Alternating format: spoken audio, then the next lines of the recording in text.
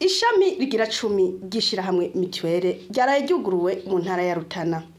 Mbere shira hamwe giteka ndakuyage shira hamwe dukunda ndakwigine mbere sagara rusagamburi nore Nyandwi Ramadan umuyobozi mukuru w'iryo shira hamwe gishinze kuvuza abakozi ba leta n'amashira hamwe akukira leta hamwe n'imiryango yabo aratubwira ama service agiye gutangwa muri iryo shami rishasha nico rigiye kumarira koko abanwanyi. Guruye agence ya Rutana, iyo agence rero ifise ibisata bine nyamukuru. Igisata ca mbere ni kijanye n'ubudandaji aho badandeza imiti imwe bita pharmacie. Hanyuma ikindi gisata ca kabiri ni gisata citwa ca immatriculation, ni gisata gitanga za carte biometrique. Igisata ca gatatu ni kijanye na recouvrement, nibo bakozi bagenda kurondera za cotisation ku bakoresha.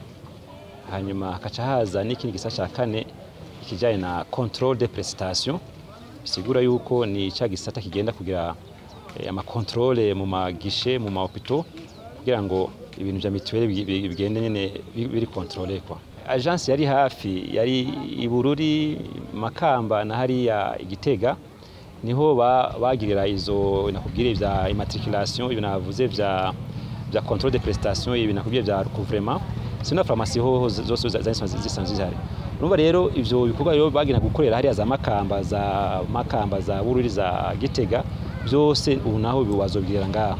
Urumva rero abene gihugu kwa rugendo kwatuma batakaza amafaranga menshi, ubu nta mafaranga bazotakaza, byose bizokorwa ngaho. Olivier Nibitanga buramatari w'intara ya Rutana nawe ati mituwele yarabwiwe yumva kare mu gushigikira intumbero ya leta yo kwegereza ivyankenerwa ababikeneye. Abatabizi babona umenga ni ibintu bisanzwe, ariko twebwe nk'abajeje intwaro tubifata nk'ibintu bisanzwe kuko ni muri ya ntumbero ya leta yo gushira ibi vyankenerwa hafi y'abenegihugu, yo gushira ivyankenerwa hafi y'ababikeneye, bakabironka batarinze gutama, bakabironka batarinze gucumukura, kuko twebwe turi ngaha nk'icivugo noneho c'umushikiranganji bw'intara hagati mu gihugu iterambere rusange n'umutekano, yuko umwenegihugu ategetswa kuba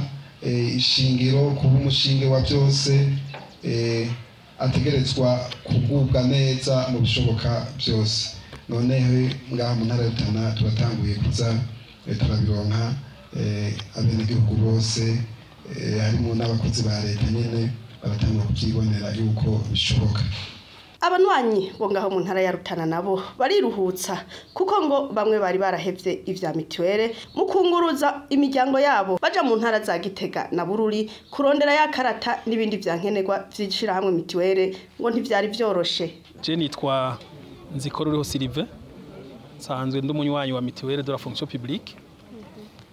Nagomba mfate kano kanya shimire indongozi za mituwele de la fonction publique kwigikorwa ciza baje kudukorera mu kutwegereza agence ya mituwele de la fonction publique ngaha mu ntara ya Rutana. Dukeneye ikarata za mituwele zo kwivurizako twaradushumukura cyane kuko twafata urugendo rurerure tukaja Igitega canke tukaja Ibururi, hari barabara rimeze nabi, umuntu atwaye umuryango wasanga kandi bimutwara uburyo butari buke.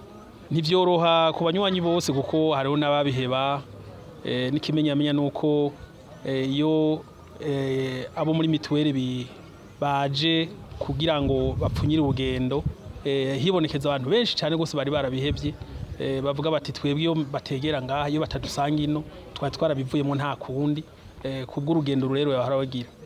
Jeni twakeza k'Imana Marihani je kubganje ndashimiye cyane ishirahamwe mituwele kubona yitwegereje ishami ngaha iwacu mu Rutana, kuko igiye kutuvuna dufashe mu buryo bwo kwiyunguruza, nuko kubera uwari usanzwe uri ngaha mu Rutana kwiyunguruza uva ngaho uje Igitega bigutwara itike, mugabo ubu unye biratworohera cyane kubera tuzoba turi ngaha hafi aho iwacu mu Rutana. Ivyo twari twarahevye nk'ivyo vy'amayisire y'abana twari turindiye ko umuntu aronka uburyo kugira ngo ashobore kubijana Igitega. Umugabo ubunye ko mituweli ije ngaha hafi aho iwacu mu Rutana turayishimiye cyane, iratworohereje, umuntu azoca bizana ngaha hafi bitabanje kutuvuna kanini.